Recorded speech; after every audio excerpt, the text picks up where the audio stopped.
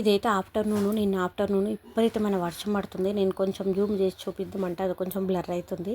అందుకనేసి అయితే చూపించడానికి అయితే రావట్లేదు. ఇక్కడైతే మేము ఉంటున్నాము. మేము ఉంటున్న దగ్గర అయితే మటుకు వర్షం అయితే లేదు, ఎండ కూడా కొడుతుంది. కానీ అక్కడికి ఇక్కడికి ఒక 3 కిలోమీటర్ల గ్యాప్, కానీ విపరీతమైన వర్షం పడుతుందట. చూడండి కనిపిస్తుంది కదా, ఎండ కూడా కొడుతుంది ఇక్కడ. అక్కడనేమో అంతగానం వర్షం పడుతుంది. అంటే ఆ వర్షం అది అక్కడ ఆల్మోస్ట్ ఇండ్లు అయితే క్లారిటీ కనిపిస్తాయి అనమాట. ఇప్పుడైతే కనిపించట్లేదు, ఎందుకంటే వర్షం పడడం వల్ల. ఇక్కడైతే మా దిక్కైతే నైట్ అయింది. ఇప్పుడైతే మటుకు ఇదైతే నైట్ అనమాట. ఇప్పుడైతే విపరీతమైన వర్షం పడుతుంది. మాకైతే వర్షం అయితే 8 నుంచి స్టార్ట్ అయిపోయింది. 8:30 నుంచి అయితే విపరీతంగా పడుతుంది వర్షం అయితే.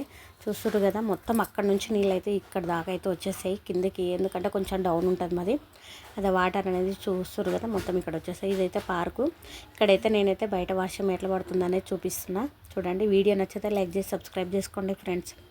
చూస్తున్నారు కదా, ఇప్పుడైతే మా ఇంట్లో దీపం అయితే మేము మార్నింగ్ పెట్టినాము. అది ఇప్పటి వరకు కూడా ఉందన్నమాట. చాలా హ్యాపీగా ఉంది.